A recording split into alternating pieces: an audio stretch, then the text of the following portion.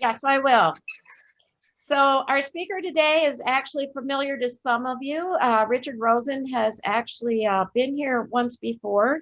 He's coming back today as our District 6440 Literacy Chair.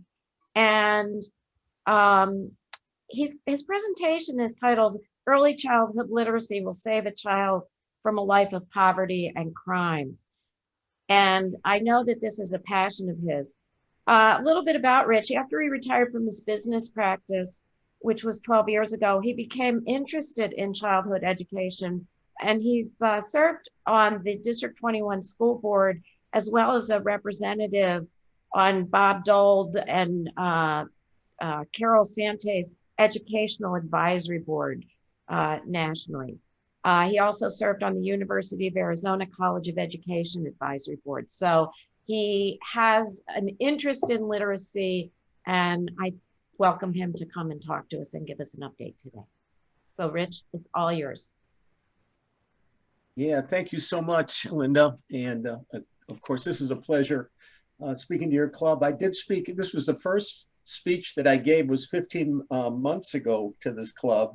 And it was kind of a tryout for me. I was kind of learning. So hopefully you're going to see a much better package this time because I've learned a lot during that period of time. And I've, of course, revised my presentation for you.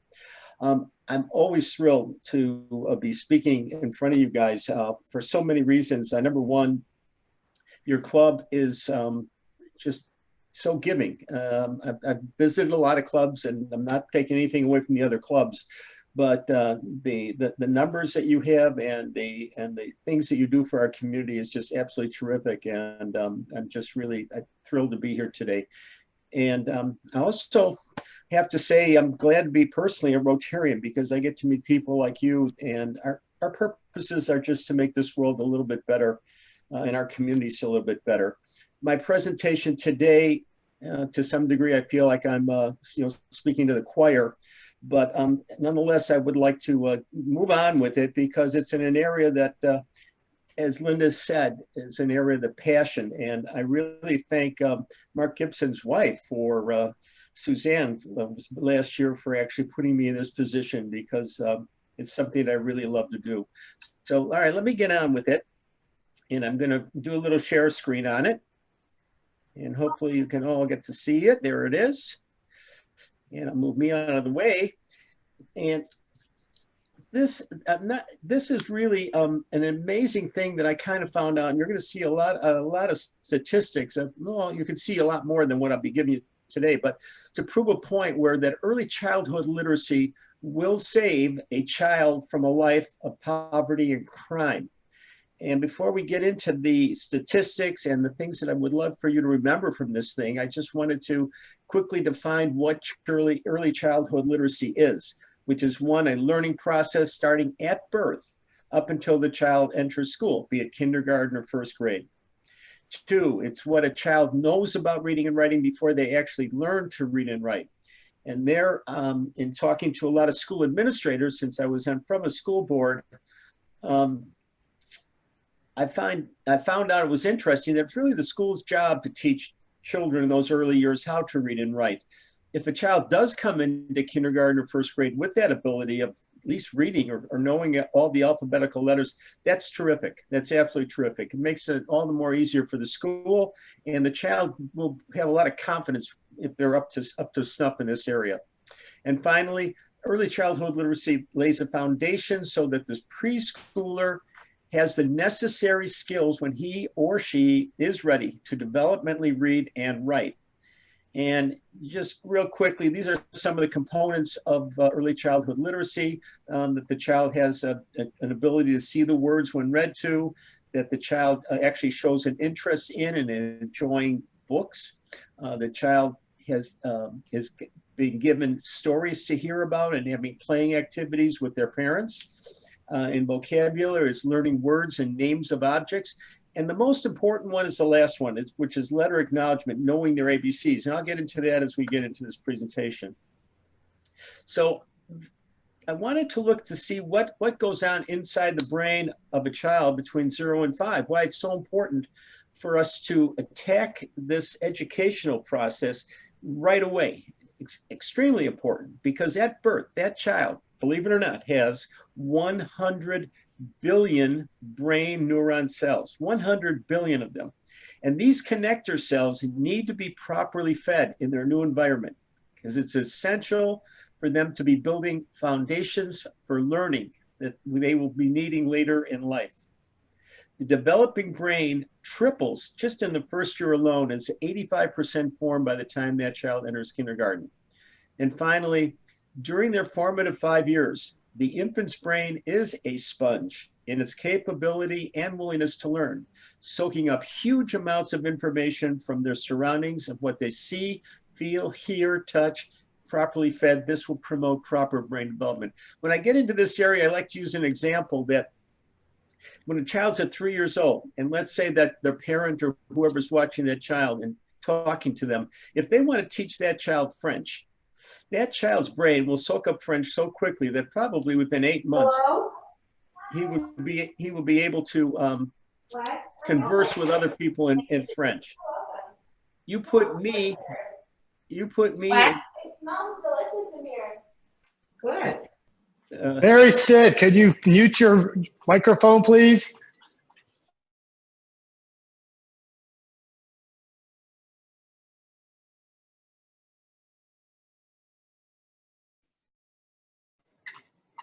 Rich, Linda muted everyone, so you can unmute yourself.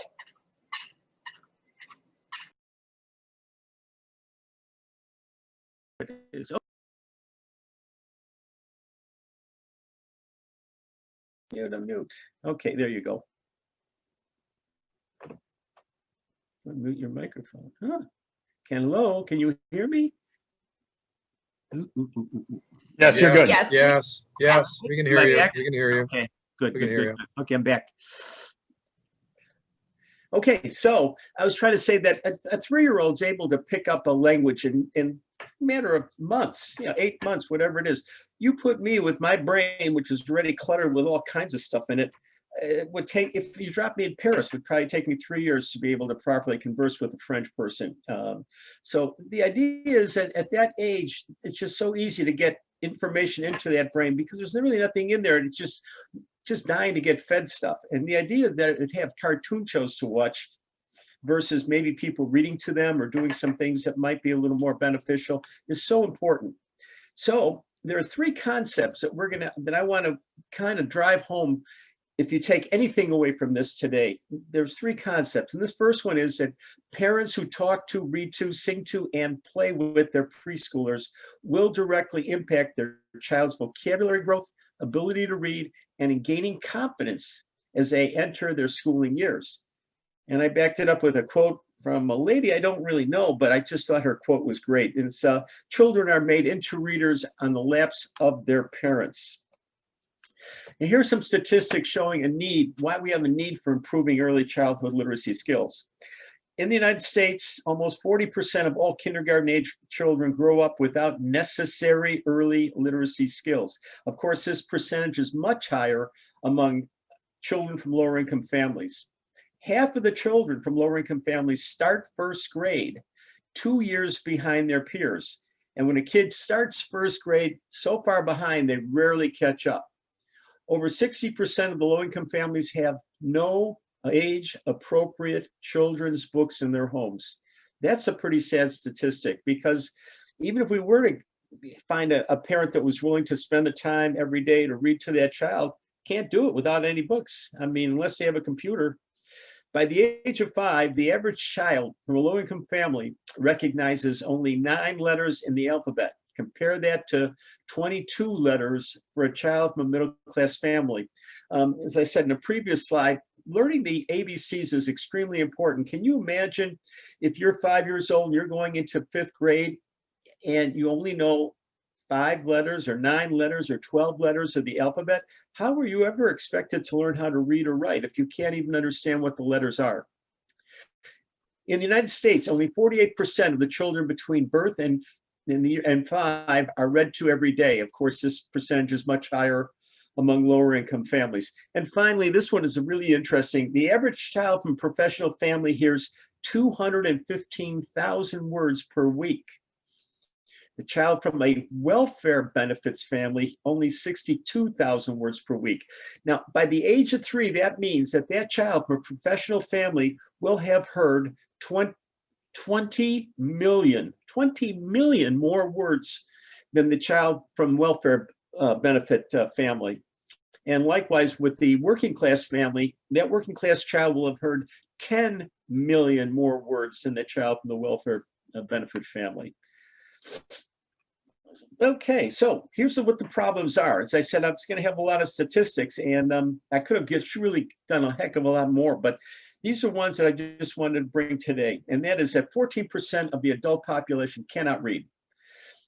Of the 12th graders, those are kids that are seniors in high school, 60% score below proficiency levels and 27% below basic levels of reading. Research indicates children struggling with reading in the 1st grade are 88% likely to be struggling when they're in the 4th grade, and 78% of those kids never catch up. Those struggling to read at 4th grade levels are 4 times more likely to drop out of high school. Get ready, this is an interesting one. 75% of juvenile crimes are committed by high school dropouts. Each dropout over the course of his or her life will cost us as a nation $250,000. The next item is a little bit, I made it a little bit of a bigger font because I found it to be kind of all-encompassing about what it's all about. That 2/3 of students who cannot read proficiently by the end of 4th grade will end up in jail or on welfare. Get that, 2/3 will end up in jail or on welfare if they can't read at 4th grade levels. Nearly 85% of juveniles in juvenile court and over 70% of all ages in jail cannot read at 4th grade levels. Here's another scary one. Over 70% of 17 to 24-year-olds who try to get into the military are not qualified to serve in our military. And this is a national security issue, let alone,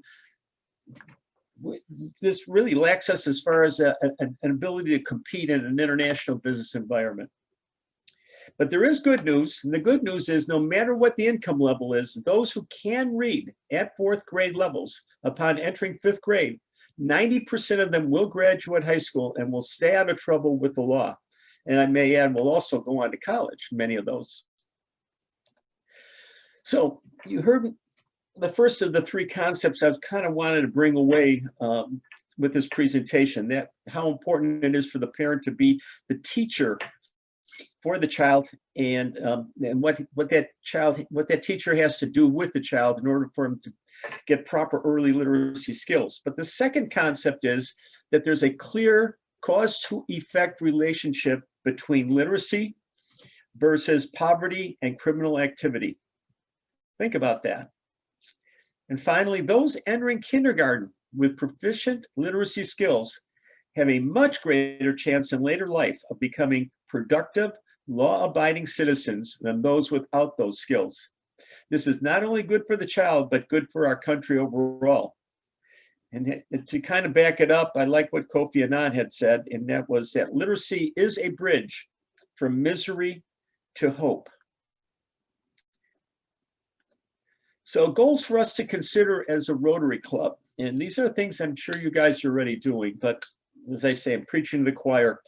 But one is to get appropriate books into the homes of low-income families and getting them access by other means to appropriate reading materials. Now, when I talk about low-income families, I know that Arlington Heights does not have a whole bunch of low-income families. I'm from the Wheeling Club. I'm from Wheeling.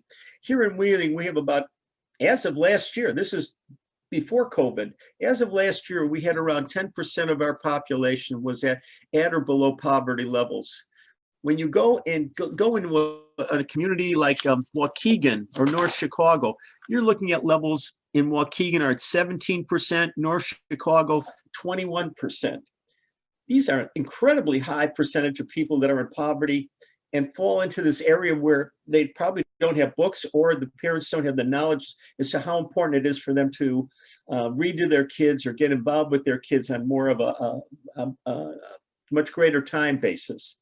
So when I talk to you here at Arlington Heights, I'm thinking more so if you do want to get into this area, or if you have gotten into this area, make sure you get into our communities. If not our communities, you might want to go into Chicago. Of course, there's a great need there as well. 2 is to find ways.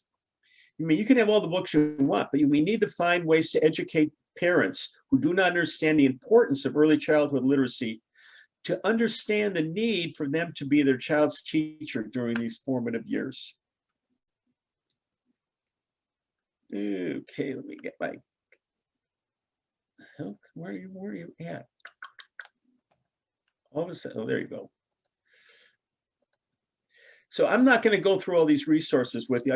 We're going to have, I hope, a little bit of a discussion afterwards, but these are the things that, ideas that we could kind of go into if you haven't done any of these things. So I'll give you a moment just to kind of look at them. If you have any questions about any of them, I'll be more than glad to fill you in on it, but I don't want to take up too much time in this area, except to mention of just 1 or 2 of them. One, of course, is Bernie's Book Bank. And if you're not familiar with them, they give away books to schools and any other organizations, both to parents' homes, etc. And they have worked with us since I've been on this job, and have given out to our Rotary clubs over 26,000 books since March. Over 26,000 books.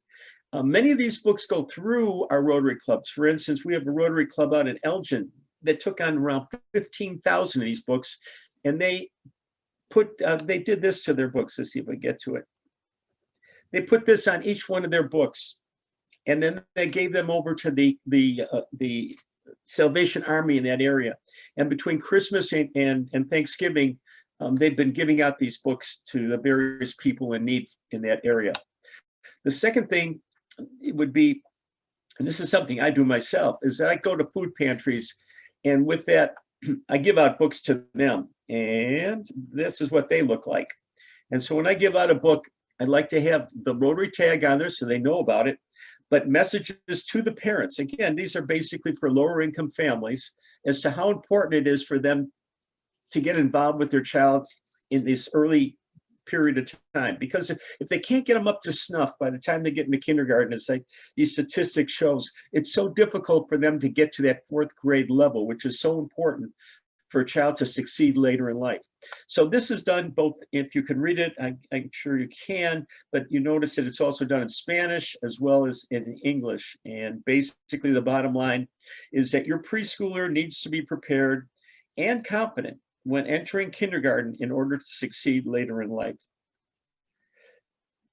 So just as a conclusion, these are the things that, as I say, if you take anything away from this presentation, and I hope you found it to be at least interesting, and it's that early childhood literacy will save a child from a life of poverty and crime. Parents who talk to, read to, sing to, and play with their preschooler will directly impact their child's vocabulary, ability to grow, vocabulary growth, ability to read, and gain confidence as they enter school later. And there's a clear cause and effect relationship between literacy versus poverty and crime. And finally, those entering kindergarten with proficient literacy skills have a greater chance in later years of becoming productive, law-abiding citizens than those without those skills. Now, this is not only good for the child, but it's also good for our country overall. And with that, I'm kind of running out of breath here, so we're going to take you to this kind of the question and discussion period. And as I say, I hope I've at least created some interest in focusing you in this area. As I say, I know you do a lot in this area, but there's always room to do more.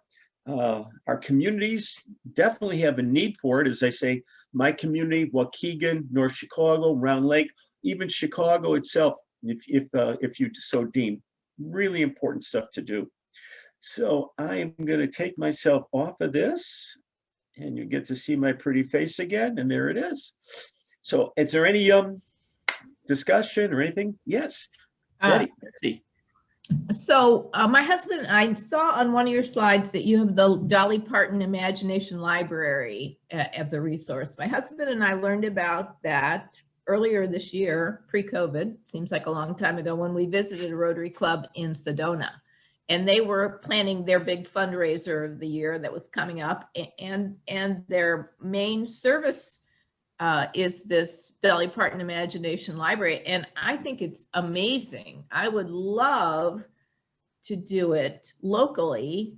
And Richard, I don't know if you've heard about this new multi-club district grant that was just, I think it was just announced this week.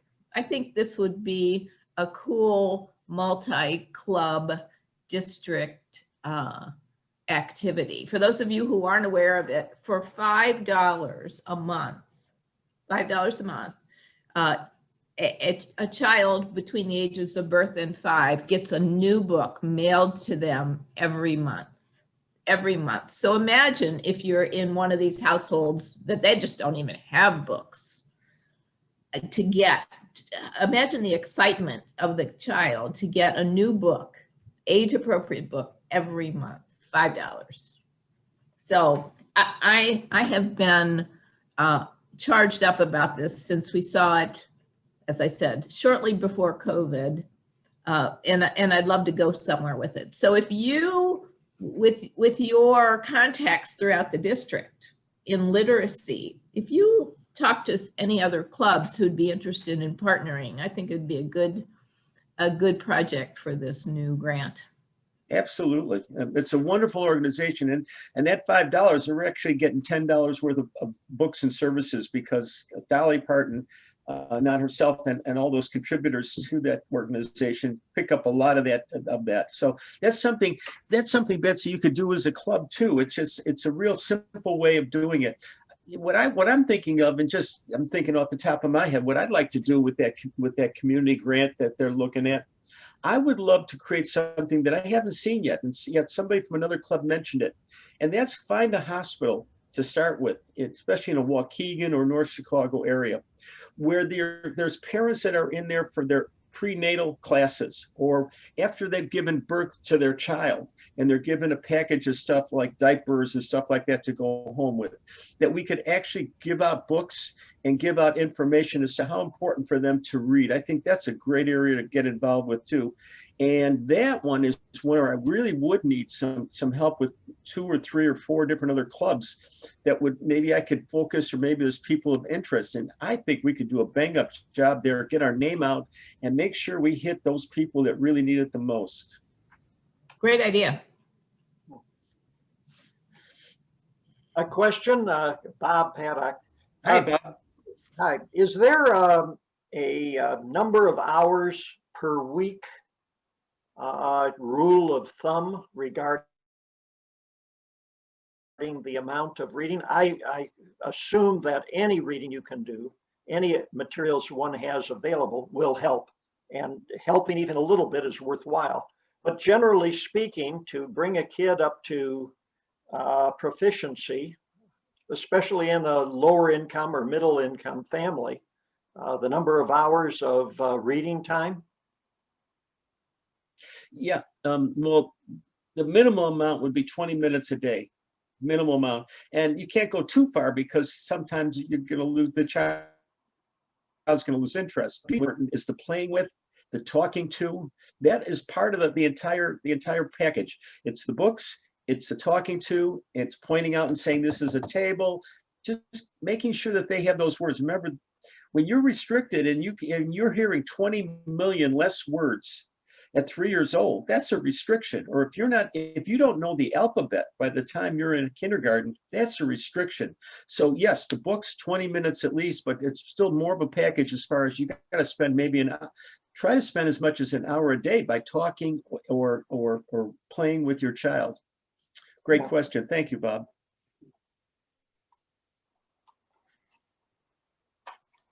So. Any others for Rich?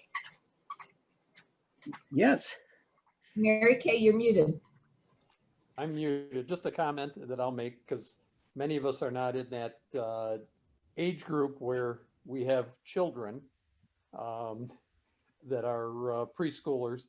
But as a grandparent, we have kind of made it our goal that whenever we're around our grandchild, the TV is off and the books are open.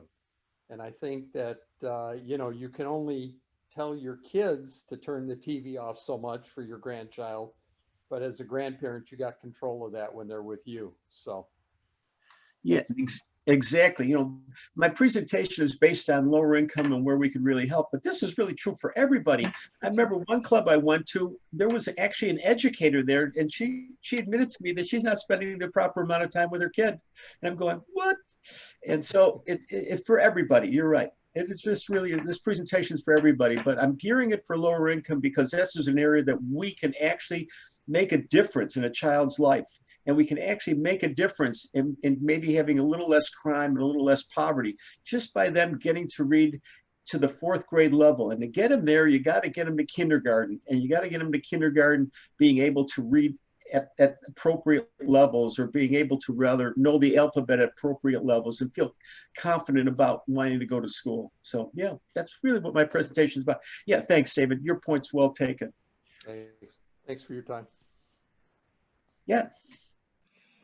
So I just want to say that when you spoke to our club, however long ago it was very impactful, and it was on a personal level for me because my nephew has a little one who couldn't read, or he didn't like to read. He was a poor reader. And so for these 15 months from the time that you spoke until now, I have been really trying to work with him. One, they live in a district that's not the greatest school district, but that's a different story. The parents do read to him. They did all the things they probably should have done.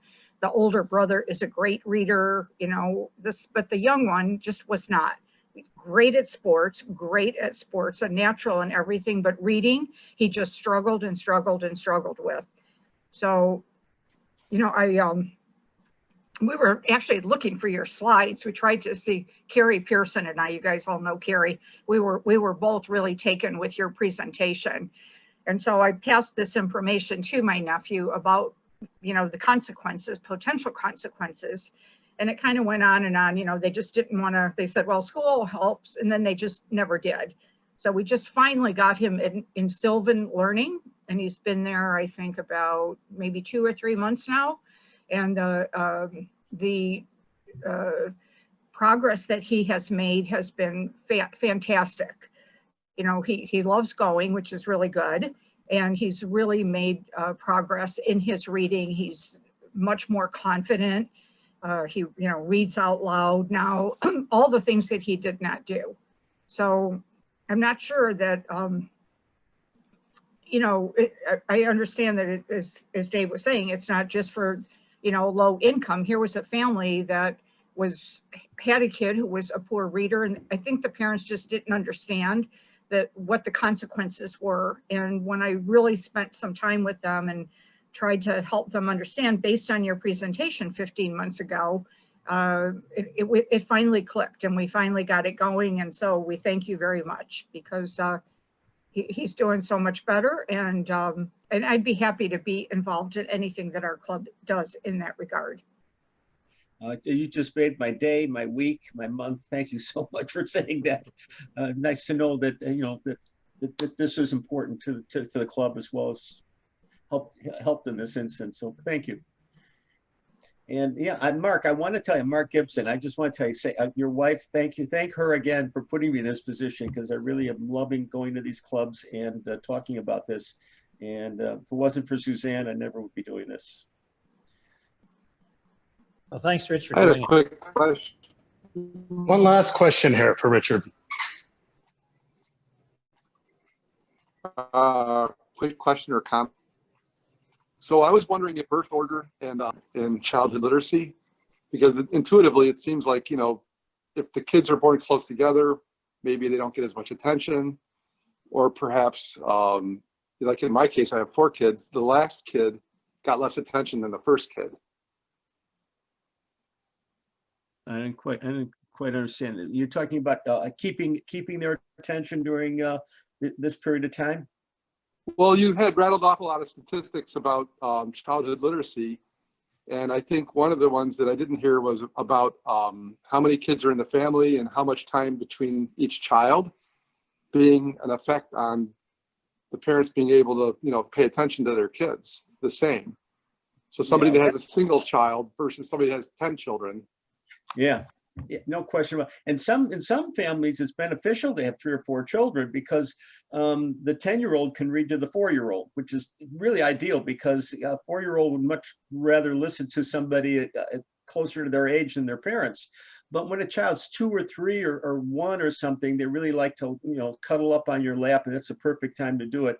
If you got 10 kids, you got a problem more than in literacy. You got a problem in a lot of areas there. That would be really tough. That'd be a real tough one to do. But in some instances, it's to the benefit because the older child can reach to the younger child. And the other thing that's interesting, it doesn't matter if the book's in English or in Spanish, or because the importance is just that they learn the alphabet and they learn that they love books and they learn about objects and things like that. So they can learn it in Spanish.